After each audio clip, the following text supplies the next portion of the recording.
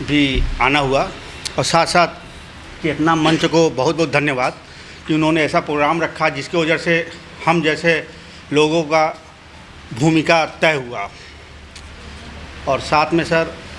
चेतना मंच को साथ में आप लोगों को कैसे धन्यवाद दूं यह समझ में नहीं आ रहा, क्योंकि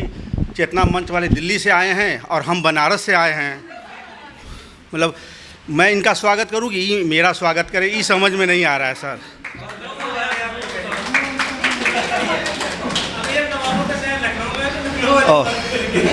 बहुत जी सर, आप लोग प्यार मोहब्बत सभी पर बात हुई, मगर रियल में ज़िंदगी की हकीकत में ड्रग्स एक ऐसा नशा है, या नशा कोई भी हो, अच्छे से परिवार को तोड़ देता है, बिखरा देता है और सारे रिश्तों को अस्त व्यस्त कर देता है। पहले तो मैं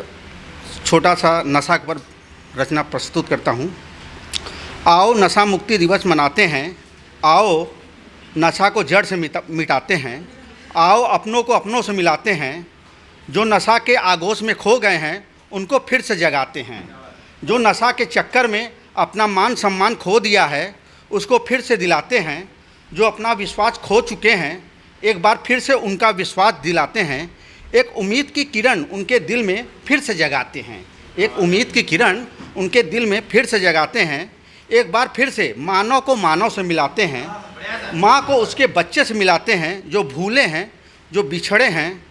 जो घर को त्याग चुके हैं। मतारी बाप कह देते हैं कि कल से मत आना अब तुम, और ऐसे नशा करने वाले ड्रग्स या कोई भी प्रकार का नशा वो परिवार के ऊपर बोझा बन जाते हैं। यहाँ तक कि उनकी बहनों की शादी ब्याह नहीं होती, उनसे कोई रिश्ता रखना नहीं चाहता।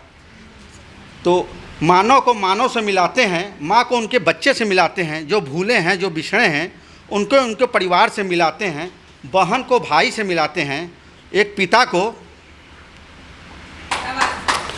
एक पिता को उसके पुत्र से मिलाते हैं, रिश्तों में जो बर्फ़ जम गई है उसको थोड़ा थोड़ा धीरे धीरे पिघलाते हैं, दिल में जो नफ़रत बैठ गई है उस नफ़रत को मिटाते हैं,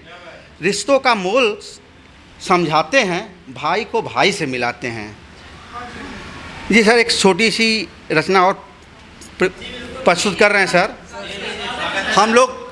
कुछ भी कह लें, प्यार है, मोहब्बत है, मगर सच्चाई है कि हम सब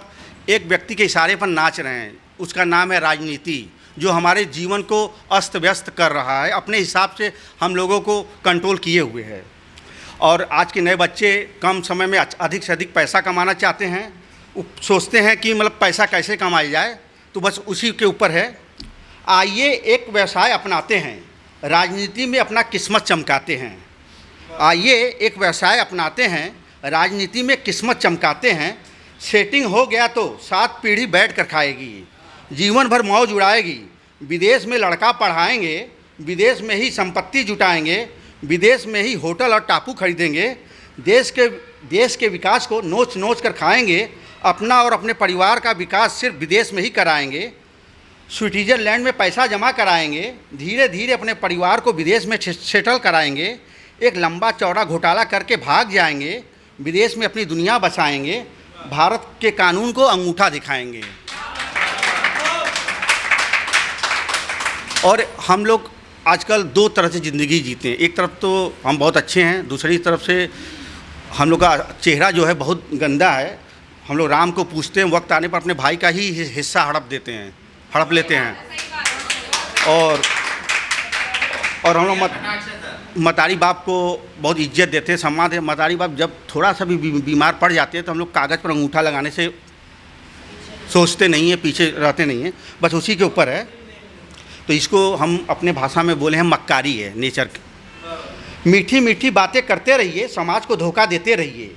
आदर्श की बातें करते रहिए, समाज को गुमराह करते रहिए, नैतिकता की दुहाई देते रहिए, समाज का शोषण करते रहिए, राम राम कहते रहिए, भाई का ही संपत्ति हड़पते रहिए, माँ बाप को देवता कहते रहिए, संपत्ति के लिए माँ बाप की हत्या करते रहिए, जाति जाति रटते रहिए, देश का सत्यानाश करते रहिए, धर्म जाति पर लड़ते रहिए, अपने देश का मजाक विश्व में बनवाते रहिए। धन्यवाद सर।